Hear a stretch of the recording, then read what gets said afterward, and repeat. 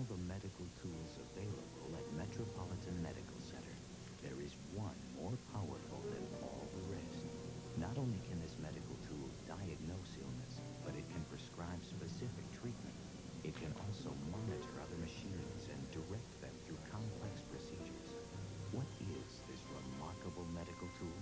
You're going to be all right, Pat. A human being. Tests were fine. Great, thanks. Love's in bloom on the next Taxi when Latka falls for a girl from his homeland. Hey, how you two getting along, huh? Very good. Aren't we a cute couple?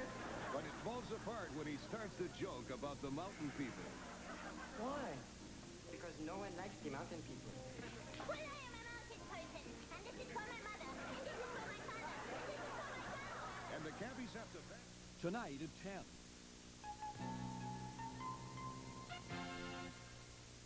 Daddy, apartment, Daddy. Small, but it's nice. I'll go check on dinner. Oh, I brought you something.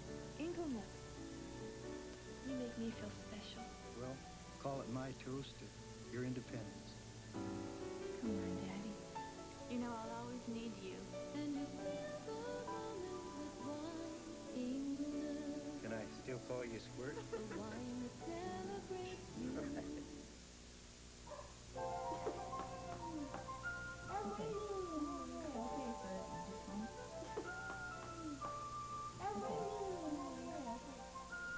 Honey, make sure the security system's turned on. I'll be home tomorrow night. Protect your home, property, privacy, and those you love with Dayton Security Alarms. Call 452-1000 for a free estimate.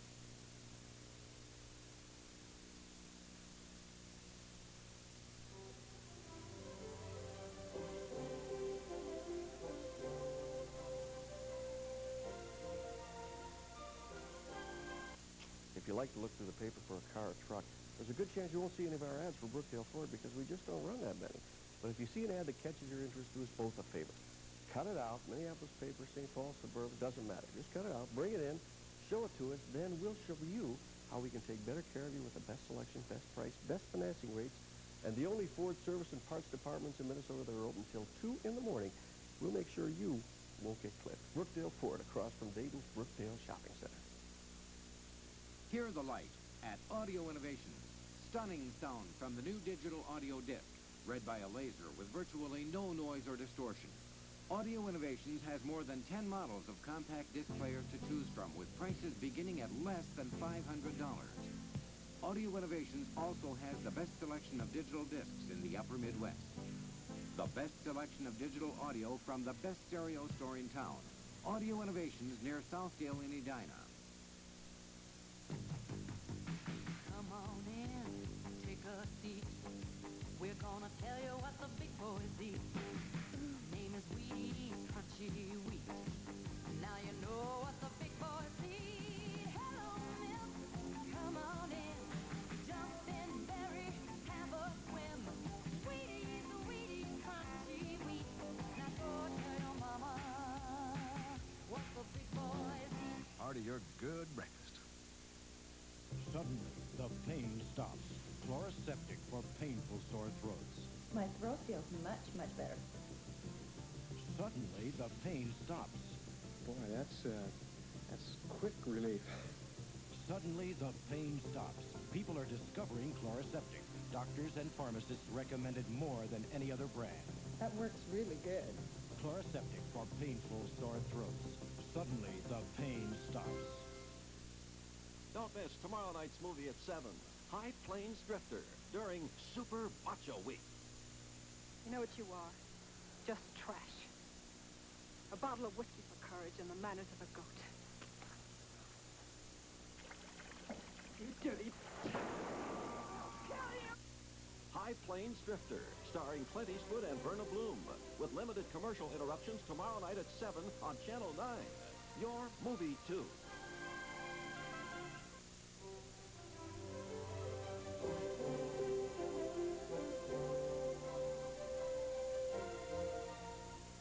Join us for a full hour of local, national, and world news on Prime Time News next on Channel 9.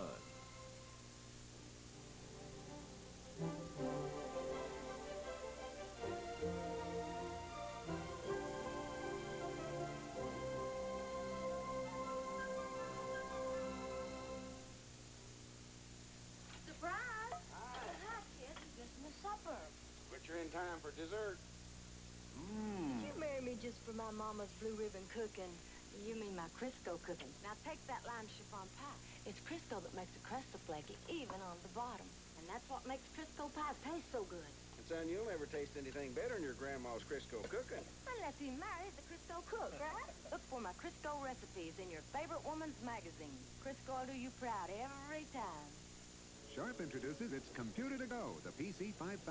That Sharp may have a printer, but it can't possibly have 128K power like my desktop IBM. Sure, and it expands to 256.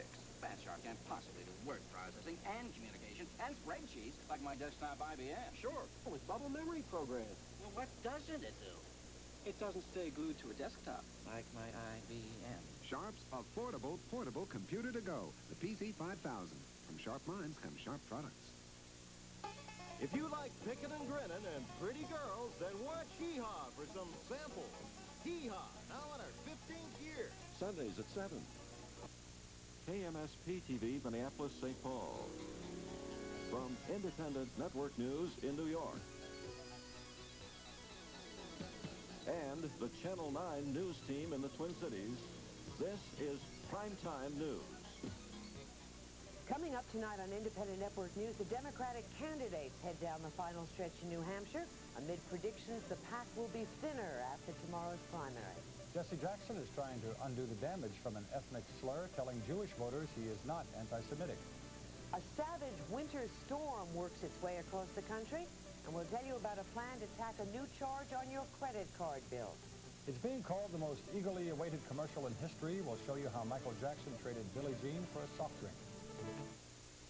And good evening, I'm Rod Grams in the Twin Cities. From the Channel 9 newsroom tonight, teachers in Chaska walked out on strike this morning, putting about 3,000 students out of class. It is the first strike for any school in the Twin Cities area this year. The school district says it has already started to hire substitute teachers to take their place. The nearly 2-month-old strike in Sauk Rapids is finally over tonight. Both the school board and the teachers today approved a new 2-year package. It calls for a wage and benefit package of about $3,200. In St. Paul, another discrimination lawsuit has been filed against the city. A group of blacks are claiming that they were discriminated against concerning job openings on the police force. Of the last 27 to be hired, all of them were white. Some Vietnam veterans have won a victory today in their legal fight with the makers of Agent Orange. The U.S. Supreme Court today decided that the case will go to trial, ending a long battle just to get it in court. Tomorrow, the second primary of the election season gets underway as voters in New Hampshire will be going to the polls to select their choice as a presidential candidate.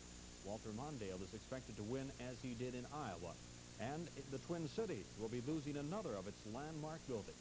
We'll take a look at these stories and more following Independent Network News.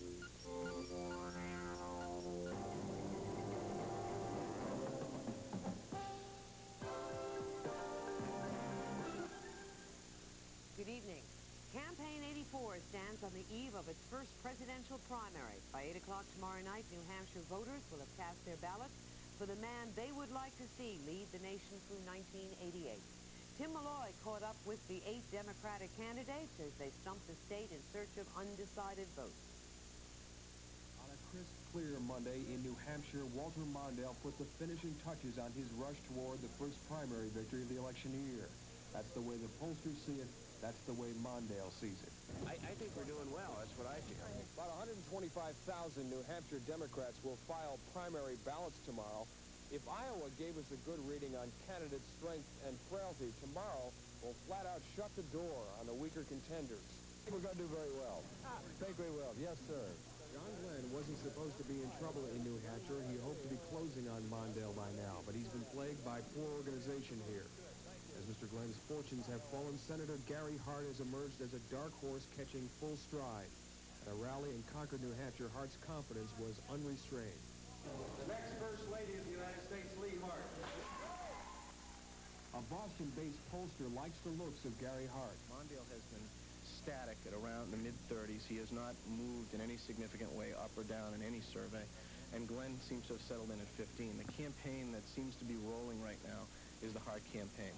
And the question, I think, is does he hit a ceiling or does the trend continue right through Election Day? And if it does, this could be a much closer Election Day than many of us thought 10 days ago. It has been a very bad week in New Hampshire for Jesse Jackson. For several days, he said he could not recall making what was perceived as a racial slur against Jews. It was reported he described Jews as Hymies, New York City as Hymietown. Last night, he admitted he had made the remark. I deny, and I do not recall ever making such a statement in any context that would be remotely construed as being either anti-Semitic or anti-Israel. However innocent and unintended, it was insensitive and wrong. Despite limited funds and a skeletal traveling staff, George McGovern is expected to make an impact here. There is talk that he is being pressured by those who believe Gary Hart can challenge Mondale Best to step aside. McGovern says he will not budge. Lunch with Senator Alan Cranston. In Concord, New Hampshire, the Cranston people handed out a free lunch for the candidate. And a senator from California predicted a better showing than Iowa. I'd be happy with a return that is better than the press and the polls have indicated I will do. I've been here a long time, and you can tell it's coming around. I only wish I had 2 more weeks of this. I wouldn't have any doubt about it. I've traveled 350,000 miles and worked 2 years hard to do it. We're getting close. Though battling for the bottom spot, Ernest Hollings and former Florida Governor Ruben Askew say they take a back seat to no one. Another element has been injected into the 1984 New Hampshire primary. The weather forecasters here are predicting a major snowstorm will sweep across the state tonight and through tomorrow. How that storm may affect the rugged New Hampshire voter is unclear. The polls open early. They close at 8. By 8, the Democratic pack could be thinned considerably. Tim Malloy, Independent Network News, Concord, New Hampshire. Events appear to be reaching a critical point in the war between Iran and Iraq. Oil supplies may be in jeopardy, a situation that threatens to involve the superpowers. An American warship patrolling the Persian Gulf reportedly fired warning shots at an Iranian patrol plane that violated its security zone. Administration officials said the American ship also used its radio to warn off an Iranian Navy frigate. The incidents were said to have taken place yesterday, but only revealed today. Meantime, the war between Iran and Iraq escalated both on the ground and in the air. Iraq says its warplanes bombed oil tankers berthed at Karg Island, Iran's main oil shipping terminal. The Ayatollah Khomeini has hinted that he may try to get even by closing the Straits of Hormuz, a vital oil gateway to the West. And Steve, President Reagan has previously warned that he'll do whatever is necessary to keep the Straits of Hormuz open. And today, the State Department said the reported airstrikes by Iraqi jets against oil tankers would represent an unfortunate new level of escalation in the Iran-Iraq war. John Aubuchon is following strategy at the White House. The latest reported fighting put the Iran-Iraq war back in the quietly worrying mode for administration policymakers. Worrying about whether Iran's mercurial Khomeini would try to make good on his threat to close the Strait of Hormuz to shipping if Iran's oil facilities were attacked. Last week, President Reagan staked out a very precise position on that Khomeini threat. There's no way that we could allow that channel to be closed. And we've had a naval force for a long time, virtually permanently stationed in the Arabian Sea, and so have some of our allies. But we'll keep that open to shipping. The U.S. has a 5-ship naval task force in the Arabian Sea, moving through the straits in and out of the Persian Gulf fairly frequently. And there's a larger carrier task force in the Indian Ocean. The U.S. gets only 3% of its oil supplies from the Persian Gulf and could easily make them up elsewhere. But Japan, Australia, and New Zealand get more than half their oil, 54% from Persian Gulf states. And Western Europe imports 28% of its crude oil, nearly a third from the Persian Gulf. Overall, the industrial West has enough petroleum reserves stockpiled to keep going at full tilt for nearly a year, even if all shipments through the Gulf were stopped. But Japan would be hurt much sooner, and Europe more quickly than the U.S. So it's to protect the economies of its allies that the Reagan administration has drawn such a thick rhetorical line around the 42-mile Strait of Hormuz.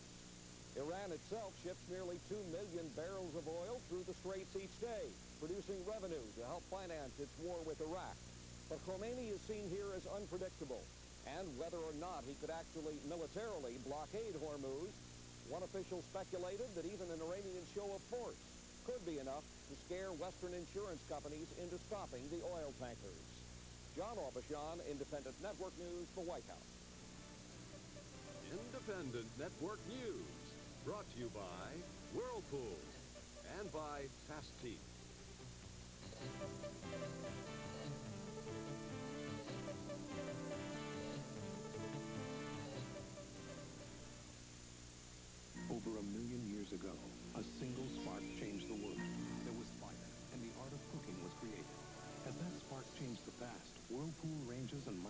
ovens can change your future. Each one has been specially designed to give you the two things you look for most in a new range or microwave oven. Better meals, easy cleanups. And each range is backed by the same promise as our washers and refrigerators. The Whirlpool promise of good, honest quality that can make your world a little easier. How do you like my new dentures? Beautiful. But you're talking funny. Yeah, I'm afraid they'll slip. Maybe I'll try it. Clean it here. Oh, don't. I use fast teeth powder. It's better because it doesn't ooze like creams, and it holds in no time. Oh. Here's a cream. Here's Fast Teeth, the fine powder. It won't ooze like creams and gives you faster holding power. Great idea. The lunch. No, the fast teeth. Oh, I feel more like myself again. Fast Teeth, a better hold in no time.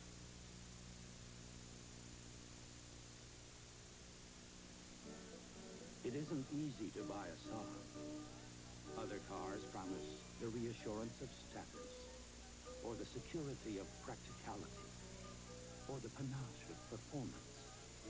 Yet for all those who find it far easier to follow the wisdom of the crowd, there are a growing number willing to follow their own wisdom. Maury's Imports, Highway 12, Minnetonka, across from Ridgedale. This is the year to build that cabin you've always dreamed of. Head straight to Menard's Super Sale, where we've got cabins on sale. We include all lumber, insulation, windows, doors, roof, shingles, siding, and more. Buy now and enjoy it this summer. Make this Malibu cabin yours for just $2,395. Whatever your budget and ideas are, bring them in, and Menards will give you free estimates on whatever you're building. But hurry, this sale ends Saturday night at Menards. Save big money at Menards. Storm so far this winter has left its mark from Texas all the way to Pennsylvania. At least 400 cars and trucks were stranded on treacherous roads near Amarillo, Texas.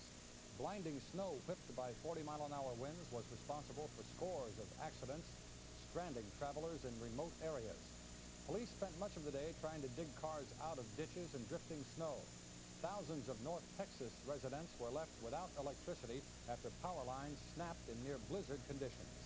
Churches, schools, and motels are jammed by people unable to leave. Across the Midwest, the story was much the same. In St. Louis, cars are stuck, roads covered with ice, travelers stranded. Snow there is waist-deep in some places. Missouri Senate canceled a session when only one senator was able to reach the Capitol. Well, I was supposed to go out last night, and my flight was canceled then. I've had 2 flights canceled today. I've been here since noon today. I was here 2 hours last night. So I'm scheduled to leave at 6:20 today, if possible. When we left in Denver, it was snowing, and they thought that it'd be clear here, but evidently the weatherman didn't think so. He certainly was a traitor. Oh, the poor meteorologists, they take it all the time, right on the chin, Hey, listen, don't that's they? the name of the game, you know? Too hot in the kitchen, you get Where out. is it going, though? That's the question. Patricia, the storm system is going for the Northeast now. That's the next big location that is going to be affected by this massive storm system. And by tomorrow morning, there will be 2 low-pressure storm centers, according to computer guidance. One in West Virginia and another one developing off the New Jersey coast. The combined or net effect will be very heavy precipitation throughout the northeastern United States. Very heavy snow over in inland areas from Pennsylvania through interior New England. That's got to have an effect on the voting up for the New Hampshire primary tomorrow. Maybe as much as 10 to 15 inches of snow in portions of New Hampshire tomorrow. Meanwhile, coastal sections will have very heavy rain with considerable flooding all the way from New Jersey up to Boston and Cape Cod. And we're continuing to track these storms, and we'll let you know about them as we go through. We'll have an update a little later on in the broadcast. Patricia? And Bob, as you well remember, just about a year ago, melting snow caused severe flooding in several states. And this year, it's looking like more of the same.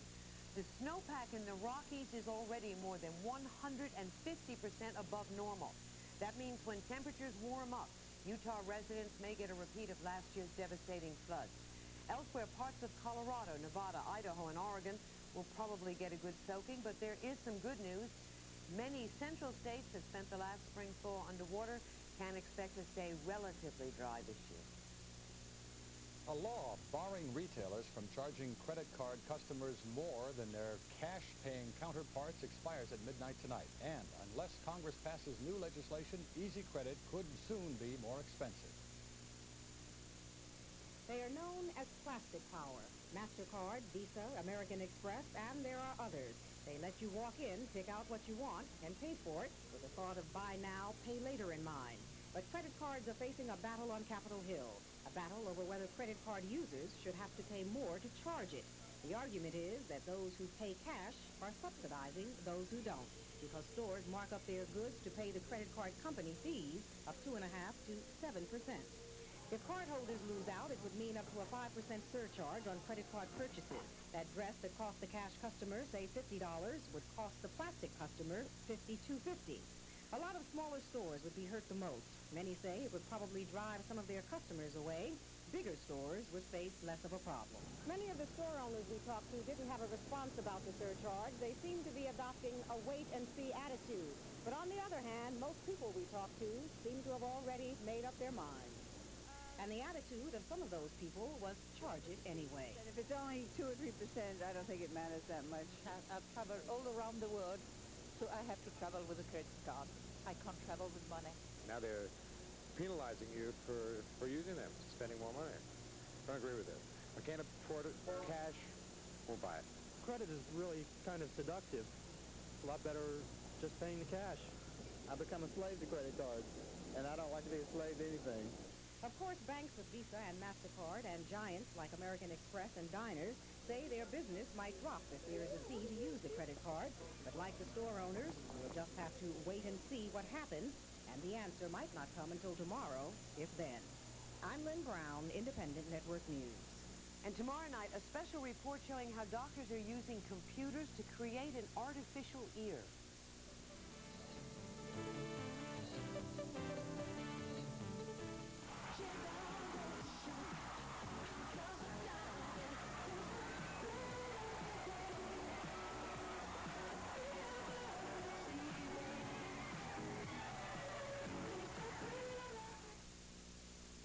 Never thought my baby daughter would become a lawyer.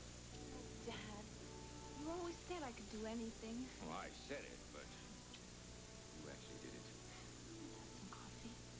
Only half a cup. But you love fresh brewed coffee. Yes, but the caffeine. Look. Creme decaffeinated coffee? Mm-hmm. Well, if it tastes this rich, fill it to the rim. Fill your cup to the rim with the richness of Brim. Hello. I've guaranteed the Remington microscreen shaves as close as a blade or your money back. I'm delighted. Over 99% who bought the Remington microscreen agree it does shave as close as a blade. Here's why. The first microscreen shaves incredibly close. The second even closer. The Remington microscreen shaves as close as a blade or your money back. 99% agree. What have you got to lose except your whiskers? And the Lady Remington Rechargeable, the perfect gift.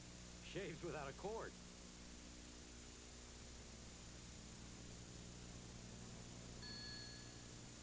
Are you temporarily short a person in your accounting department? Call AccountTemps, the financial and data processing professionals in the temporary help field. For everything from bookkeeping to financial management, data entry, and programming.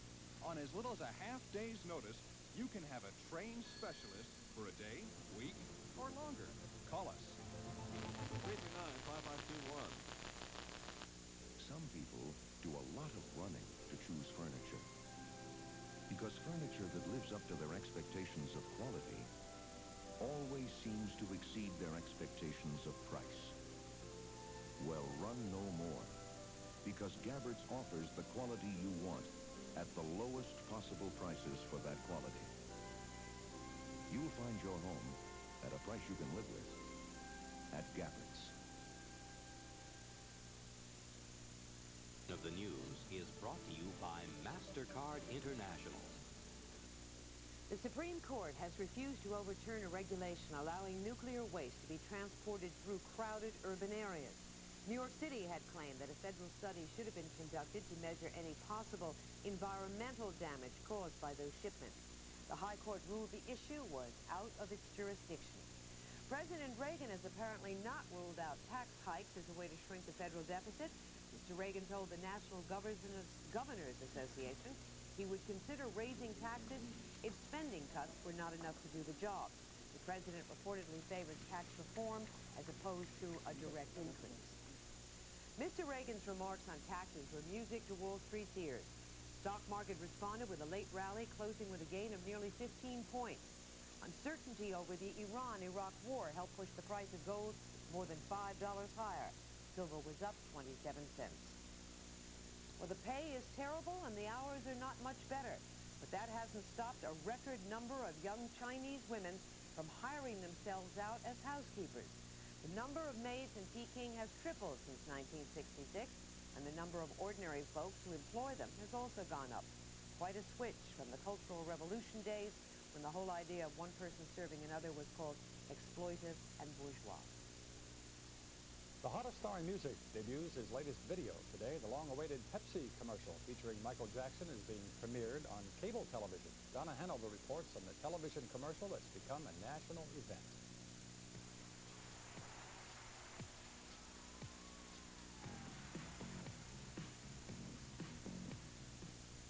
The TV commercials that seriously burned Michael Jackson are getting a big debut. They're being used on cable TV tonight and network TV tomorrow during the Grammy Awards ceremony. It was big news when, during a reshoot of this scene, Jackson's hair caught fire. He was in the hospital for days. Was all that extra publicity good for Pepsi? Yes, there was a fire. And yes, that fire was terribly unfortunate. We're not happy that that happened. And truly, there has been increased interest in the commercials because of that. But we think there would have been tremendous interest in those commercials regardless, simply by virtue of the fact that Michael Jackson is the absolute top musical personality in the world today. A second Jackson commercial shows a group of kids mimicking the Jacksons and meeting them on the street. The child star of that scene strutted some of his stuff today. Alfonso Ribeiro, the star of Broadway's The Tap Dance Kid, was asked his impression of shooting with Michael. When I met him, When asked how much the Jackson commercials cost, Pepsi officials at first would not say and merely commented, probably more than any commercial in history. When pressed, they finally estimated $2 million for the production and $5 million for the Jacksons. At first I thought it was merely an outlandish number to throw on the table, and then I found out it was a serious number that was hard on the table. So I went home and asked my wife if she thought Michael Jackson worth $5 million, and she didn't, but my son did, so we signed the contract. In the commercials, the Jacksons used new lyrics to their Billie Jean hit. Viewers will not be seeing the actual accident scene when they watch the Jackson commercial on TV. Editors used a previous version of it for the final production.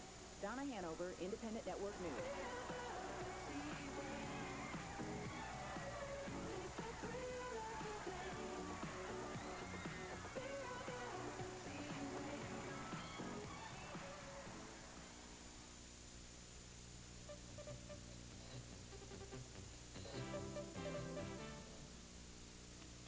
MasterCard, I'm bored.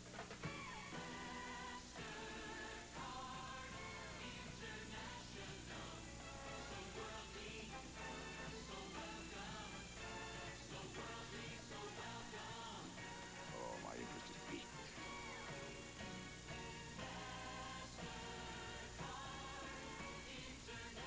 MasterCard, I'd follow you anywhere.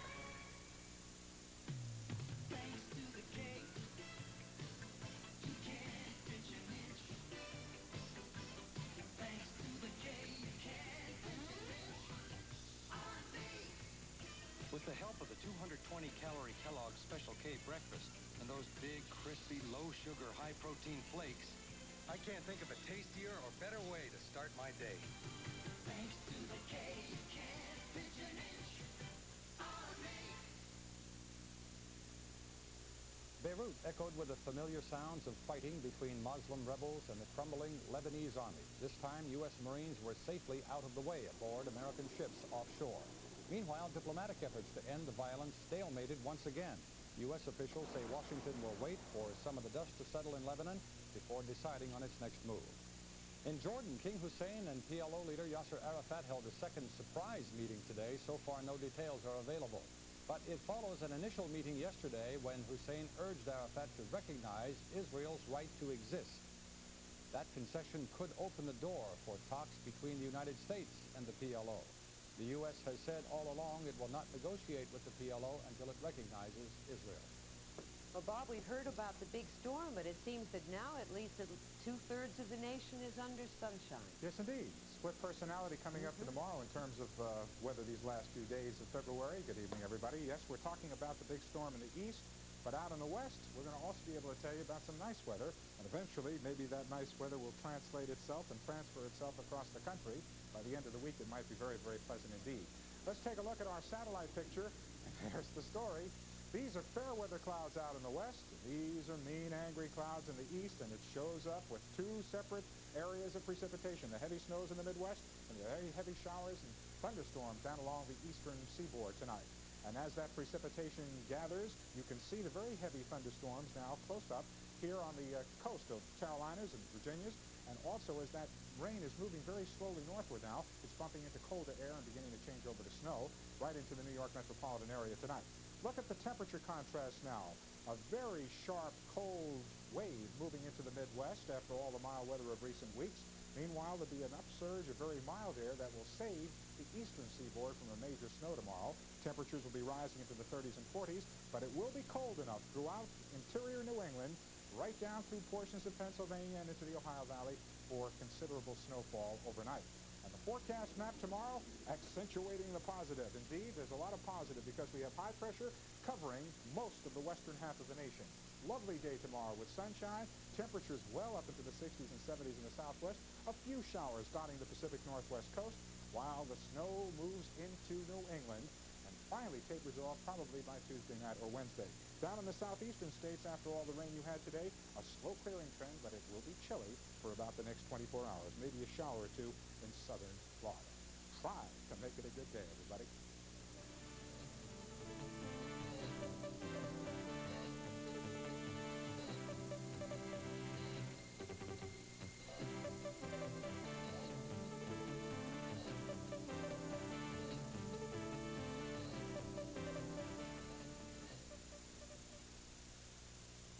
Being careful is a big part of my work and my retirement plan. My Norwest IRA is insured by the FDIC. Norwest Banks, the IRA place. It isn't easy to buy a Saab. Other cars promise the reassurance of status, or the security of practicality, or the panache of performance. Yet for all those who find it far easier to follow the wisdom of the crowd, there are a growing number willing to follow their own wisdom. Countryside VW Saab, Morris Imports, Steve Lyles, McDonald's VW Saab. Hey, somebody call the cops! James Garner stars in Jim Rockford, private investigator. You mind if I look in the closet? You sound like a conspiracy buff. Don't miss the Rockford Files, weeknights at 10:30. We're receptive, Channel 9.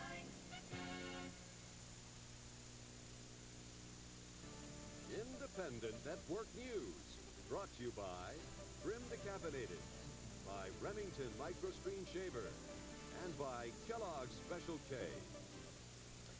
It's a dirty job, but somebody has to do it. So when the British Coast Guards were presented with new experimental equipment to help them with mud rescues, they jumped at the chance. The new equipment, borrowed from the Royal Marines, uses skis and sleds to venture into the mud-filled coastline.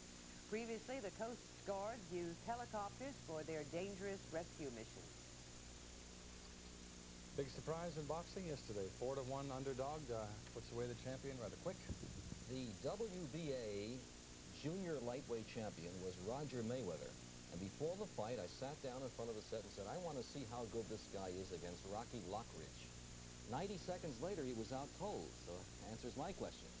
The odds were 4-1 that Roger Mayweather would hold his title, but only a minute and a half into the first round, Lockridge really nails him with a right hand. It's not going to be any better at any time. I mean, this was right on the button. He couldn't beat the count. You can see why on the replay. Now, if you think that's unusual, let me take you back to last Thursday at Madison Square Garden when two Golden Glovers went at it. And they both hit each other simultaneously and bumped heads, and both went down. One guy thought he could get up, but was proven wrong.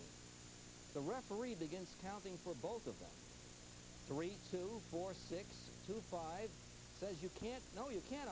You're knocked out.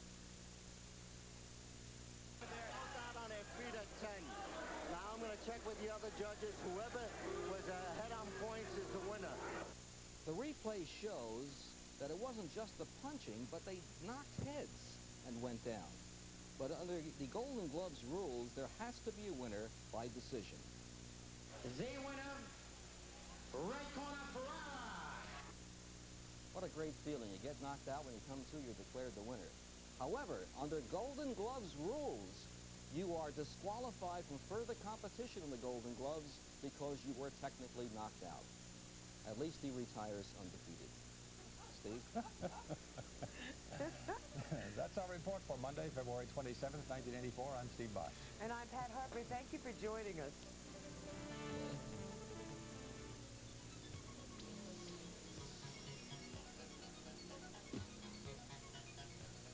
And good evening and welcome to the local edition of Primetime News. I'm Rod Gray. And I'm Beth Ruiak. Topping our news tonight, the first Twin Cities teacher strike in 2 years is now underway in Chaska. Rod? Beth, today 181 teachers turned in their chalk for picket signs in a dispute that centers around money. Jeff Valiant has more on the strike in this report tonight from Chaska. The first teacher strike ever for Chaska meant no classes today for some 3,100 students, and each of the district's 5 schools will probably remain closed for the rest of the week. No strike, that's all. Teachers are walking picket lines instead of school hallways because of money. They're asking for a 2-year wage and benefit increase worth about $5,300. The school board's latest offer before talks broke down was $4,200. We have had an audit done by a private accounting firm in Minneapolis. Their indications are, their projections are that there is sufficient money, there will be sufficient money available to give us the kind of settlement that we want. Teachers say for years they've settled for less money than other districts in the metropolitan area, but won't this time. But the school board says the money isn't there. We are not willing to project fund deficits. The strike is only a day old, but already hard feelings have surfaced. The teachers were upset to see that the school board hired security guards to keep an eye on the picket lines and school property. You know, they trust us with their kids. You know, the school board, but then they hire security to keep us, to keep us in line. I guess it doesn't show a whole lot of faith. Another sore spot for the strikers is a move by the district to already start hiring substitute teachers. If there's not settlement, we expect to open school starting Monday, grade by grade, as we have qualified, certified people to teach. Maybe this is where it's all at, and maybe this is the reason why we're having such problems in the district. Some progress in this dispute may come on Thursday when both sides sit down for a mediation session. Meanwhile, the school board is determined to resume classes next week, settlement or not. Jeff Valiant, Channel 9 News, Chaska. And after 38 days of walking the picket lines, teachers in the Sauk Rapids Wright School District will finally be back in class tomorrow. The school board just tonight unanimously approved the new agreement that was worked out with the mediator yesterday. Teachers had already voted to accept the package earlier today, ending what had become the second longest school strike in the state's history. The 2-year package calls for an increase of $3,200 in wages and benefits. School Superintendent Bill Fury said tonight that the students will have to make up 15 of the 38 days they missed due to the strike. Meanwhile, teachers in Eden Prairie could walk out on strike Thursday morning. Talks resumed today to try and avert the threatened walkout, but at last report, the two sides were still better than $1,000 apart on a settlement. Another discrimination lawsuit has been filed against the city of St. Paul, this one against the police department. A group of blacks claims they were discriminated against after applying for jobs on the police force. Mark Honer reports. Lenora Travis says the hiring practices of the St. Paul Police Department are discriminatory. I know other blacks have tried in St. Paul that's been trying now for years, and at the rate I could be 50 years old before I finally get in St. Paul Police Department. Travis meets all the minimum state requirements to be a cop. She even passed the St. Paul Police Department's written exam, but she didn't score high enough to qualify for an interview. Her attorney says the city's hiring practices need to be changed. Well, the facts as given to us by the city of St. Paul show that they have, through various stages of the selection process, eliminated approximately twice as many blacks and minorities as they have eliminated white applicants, and that there is a huge systematic adverse impact on black and minority applicants. The lawsuit was filed after a recent round of hiring by the police department. 400 people applied, 200 took the written exam, and 27 were hired. All of them were white. Charles Adams was one of the blacks that flunked the test. It really didn't have nothing too much to do with, law enforcement to me. It really didn't have too much to do with what I was training for. Attorneys representing the blacks and the city met in federal district court today. Nightingale was unsuccessful in getting a temporary restraining order to stall the hiring process, but he says he'll be back in court soon to get the question of discriminatory hiring resolved. A possible solution to this case would be what happened with a similar discrimination suit against the St. Paul Fire Department. In that story, all future hiring was frozen for months until a negotiated settlement could be reached. In the end, a number of minorities ended up being hired. Mark Owner, Channel 9 News, St. Paul. Attorneys for the city had little to say about the discrimination charge in court today. Afterwards, they had no comment, but statistics from the St. Paul Police Department shows that blacks represent 4.9% of the city's population. Blacks amount to just 4% of the police force. A study has just been released that is the latest attempt by criminologists to unravel the causes of crime. The findings of the report shows that blacks and other minorities are more likely than whites to be imprisoned for violent crimes. It also found further evidence to linking child abuse with criminal violence later in life, and that over 60% of the violent crimes were committed under the influence of drugs, alcohol, or both. The two-year study of violent offenders was conducted under the auspices of the Humphrey Institute at the University of Minnesota. And coming up in primetime news tonight, asbestos continues to be a problem in some of our schools, Rod. And some Vietnam veterans win a victory in their fight against the effects of Agent Orange. We'll take a look at these stories and more coming up next. Don't miss tomorrow night's movie at 7, High Plains Drifter, during Super Macho Week. You know what you are? Just trash. A bottle of whiskey for courage and the manners of a goat. You dirty... High Plains Drifter, starring Clint Eastwood and Verna Bloom, with limited commercial interruptions tomorrow night at 7 on Channel 9. Your movie, too. Important medical news from the makers of Robitussin, a liquid cough medicine breakthrough. New Extend 12. Just one dose stays with you up to 12 hours. Most ordinary cough liquids relieve only 4 to 6 hours per dose. New Extend 12 liquid contains timed-release medicine that extends your whole family's cough relief up to 12 hours. Get New Extend 12 liquid cough medicine. Extends relief all day, all night. New Extend 12. Insurance Liquidators thinks now is the time to fix up your palace with 50 to 70% savings on all double roll bolts of wall covering at $5.99 a roll. Drapery rods and hardware at half-off sticker. Window shades at half-off sticker. Wall stone is $2.99 for 5 square feet. Oriental rugs for $59. And houseware items at half-off sticker. Fix up your palace with these items from Insurance Liquidators of Minneapolis. 3700 Silver Lake Road, Apache Plaza. For the more than 150 Minnesotan Vietnam veterans who are part of a huge lawsuit against the manufacturers of Agent Orange, a victory today. Yeah? Rod, the United States Supreme Court says, yes, the case will go to trial in a few months. A local attorney for some of the vets says it's taken over 5 years and tremendous litigation to get to this point. The chemical companies have delayed this thing for years now. It's been since 1978, since this case was filed. They've tried everything that they can do to keep this case from being presented to a jury. There's a trial date set for May 7th. The case will be tried. There's going to be a representative sampling of veterans. There's 8 or 10 of them who have been selected to represent the class. Walz says each state will in turn hear its own cases, and he expects the whole process to take years. I would say 2 or 3 years to get our cases done, maybe 3 or 4 years for appeals after that. But by 1990, maybe, we'll have this case over with. Agent Orange has become a generic term for herbicides used during the Vietnam War. This case potentially involves 2.5 million veterans and their families who charge that the chemicals caused cancer, birth defects, and other illnesses. The suit asks that companies be prevented from making this kind of product ever again, and that all people receive compensation for their injuries. Walz says for the handful of companies involved, the dollar figure would be in the billions.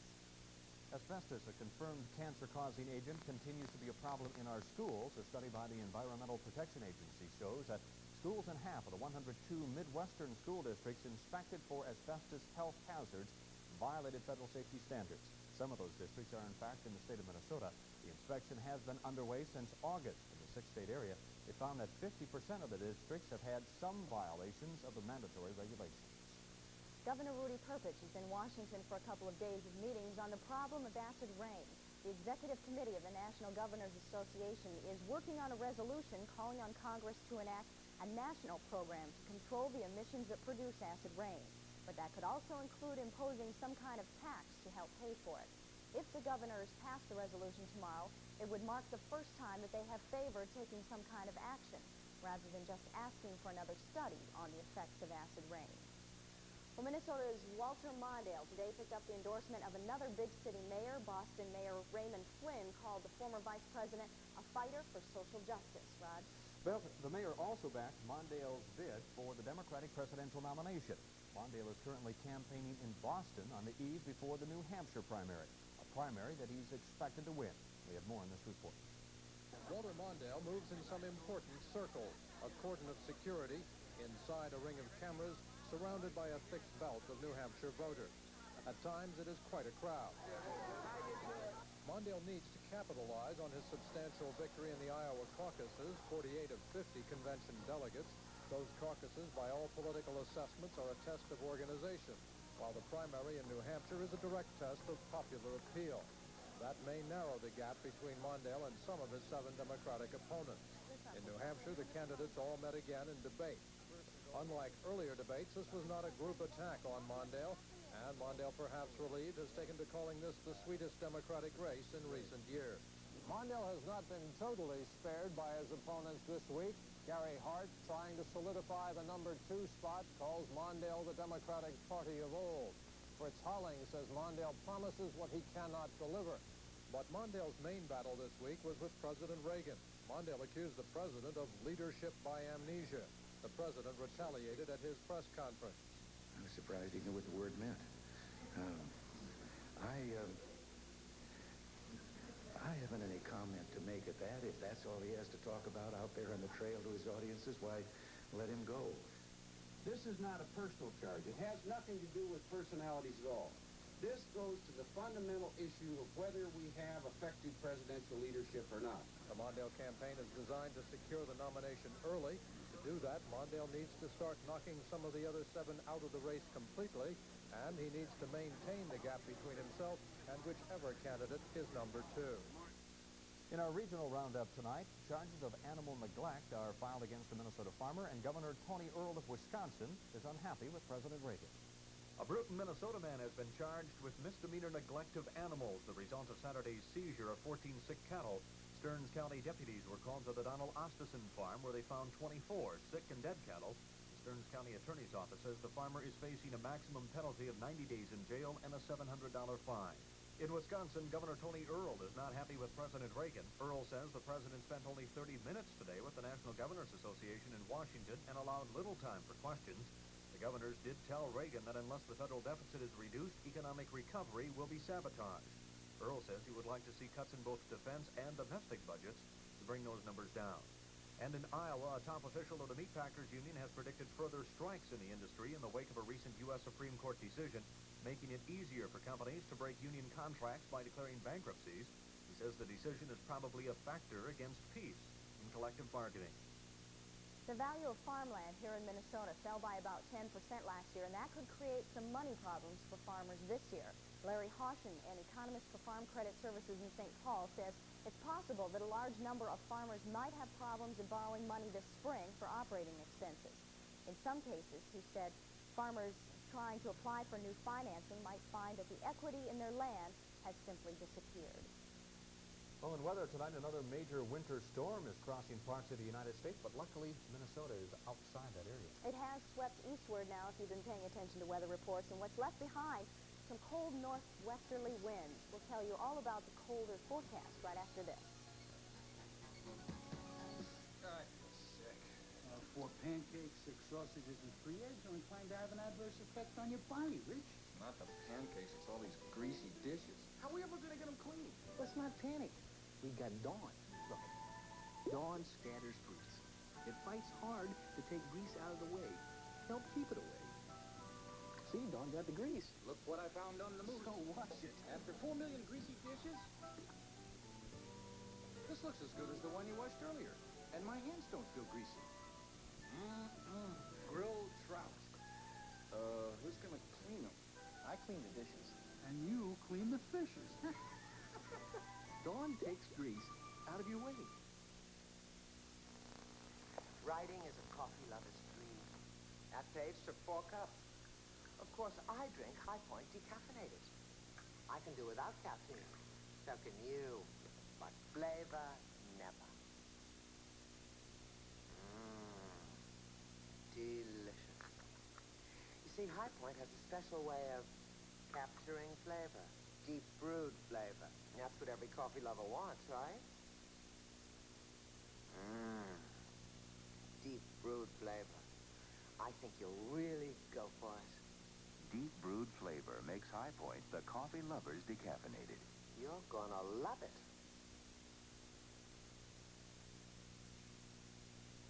Tell me the truth, Sam. Does Reynolds plastic wrap really clean better than the leading brand? Watch this. Reynolds plastic wrap and the leading brand. Oh, the Reynolds holds its shape better. That's the secret to Reynolds' super tight cling. But here's the real test. Wrap 2 pieces of cheese. Wait 5 minutes. And see for yourself. Seeing is believing, Sam. Remember, for better cling, use Reynolds quality plastic wrap. The plastic wrap professionals use. As we mentioned, a severe late winter storm hit south and southeast of us today, bringing up to a foot of snow, strong winds, and cold temperatures to Michigan, Illinois, Indiana, Ohio area. Meanwhile, to the north of us, a broad ridge of high pressure, and the result for the Twin Cities has been a sunny day with some very cold northerly winds. The Twin Cities had an official high reading of 34 degrees, but a wind chill making the afternoon feel closer to 10 degrees. A low overnight of 16 and no precipitation. Right now in the metro area, skies are mostly cloudy. Our temperature 30 degrees, relative humidity 53%.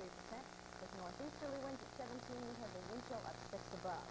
Across the United States and Canada, temperatures much colder this week. A large part of the Midwest in 20s, including most of the Midwest. Zeros and teens in Canada. And a closer look at temperatures in the 5-state area, Twin Cities, with a 30-degree high at this hour. Fargo, North Dakota, the 23-degree low. Our latest satellite picture shows you most of the storm system moving to the southeast of us, but for Minnesota, partly cloudy, clouds over the cities. And the contrast in weather will give us possibly light snow, definitely northerly winds. Bundle up. The wind chill factors tonight and tomorrow are likely to be below 0. And the forecast for the metro area by the National Weather Service. Tonight we'll have partly cloudy skies, windy watch for blowing and drifting snow, lows in the mid-teens to around 20. Tuesday, mostly cloudy skies, continued breezes, continued blowing and drifting snow, highs in the upper 20s to the lower 30s. Tomorrow night, partly cloudy skies, cold, lows 8 to 15 above, and then on Wednesday, mostly sunny, but highs just reaching the mid to upper 20s. Roger. And in sports tonight, the state high school hockey tournament continues tonight. Yeah, they're still playing around the state, getting down the nitty-gritty. A good game at the Met Center. Overtime, we'll have highlights coming up next.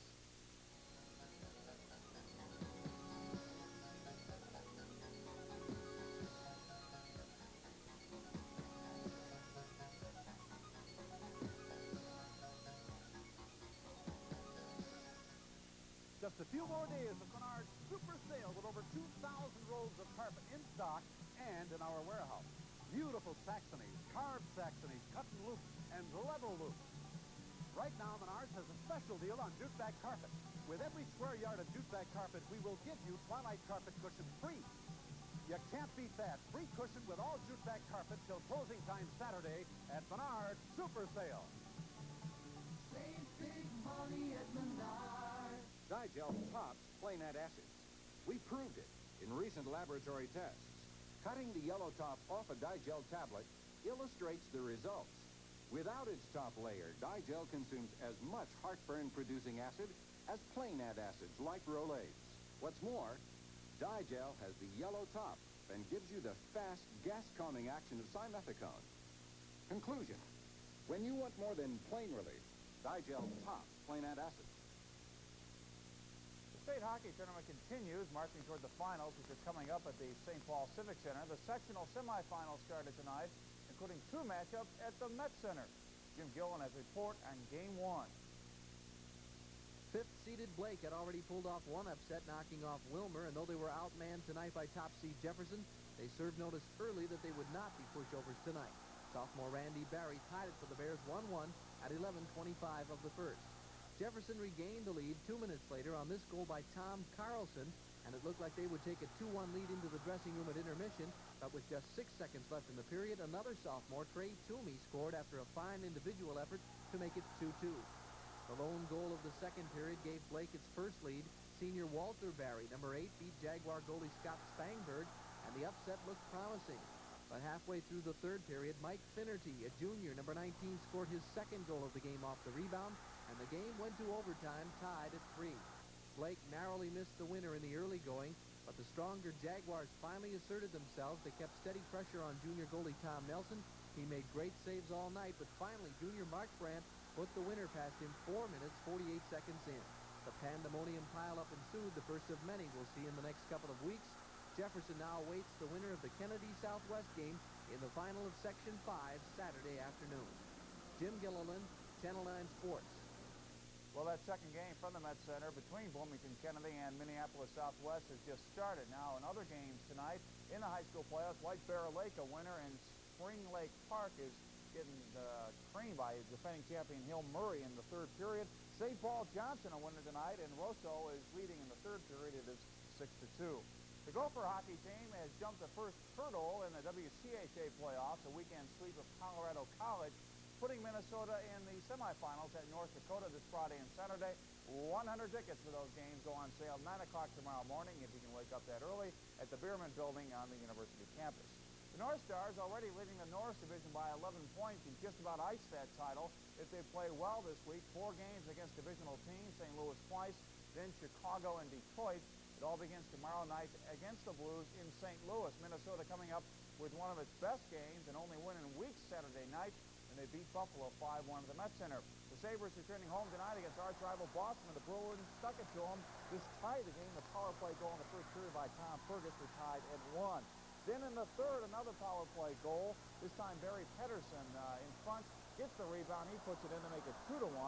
And then moments later on the breakaway, Rick Middleton, the KG veteran, number 16, puts it in past Tom Barrasso, making it 3-1.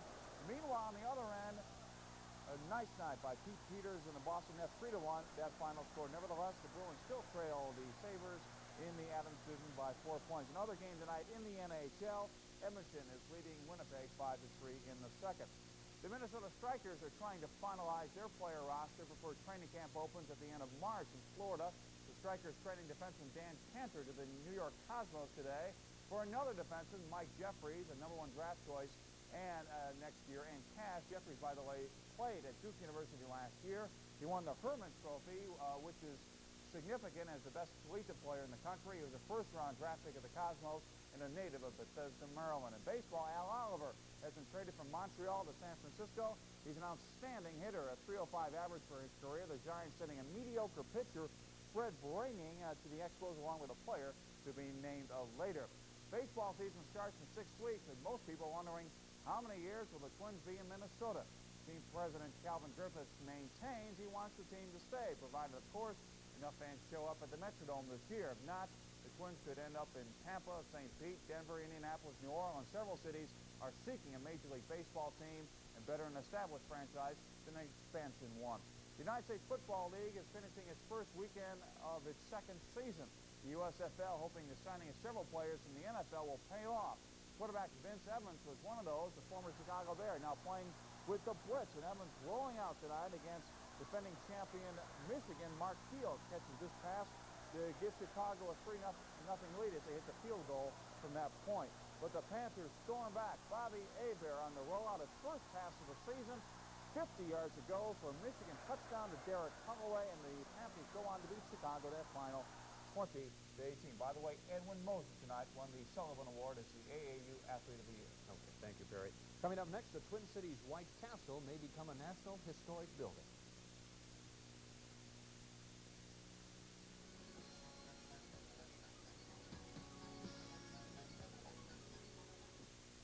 Reliable source sources report Mr. Rockford having been charged with murder in the first degree. Murder! Jim Rockford is an operative who likes to do things the hard way. Blood. There's blood on his face. You sound like a conspiracy buff. You got me into it. Is it about time for an intermission? I'm out of popcorn. Don't miss the Rockford Files weeknights at 10:30. We're receptive, Channel 9.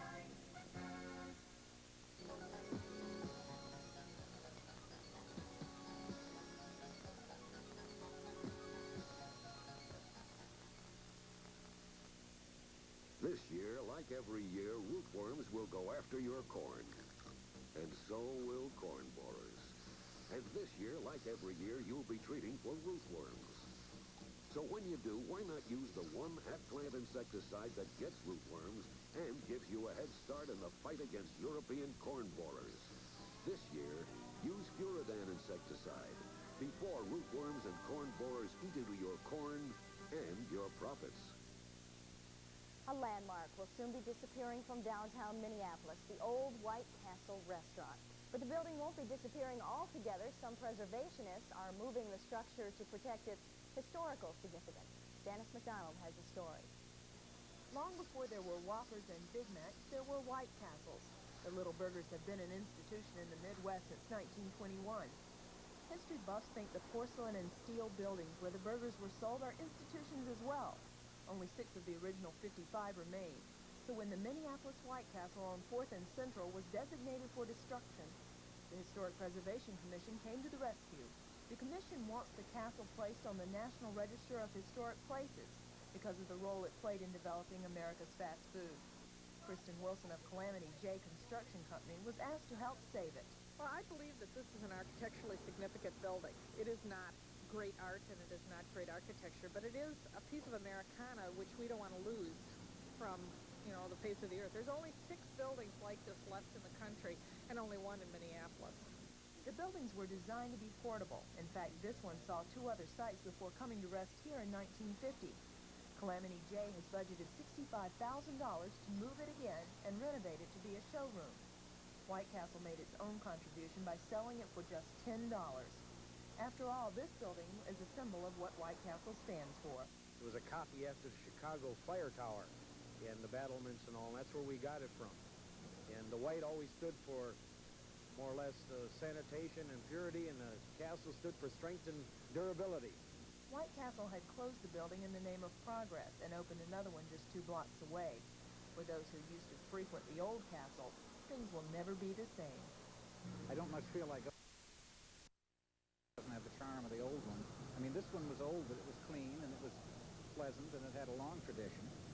When a building's been in a neighborhood for 33 years like this one has, it becomes somewhat of an old friend. So it's only right that when it goes on its move in a few weeks, that another old friend help it out.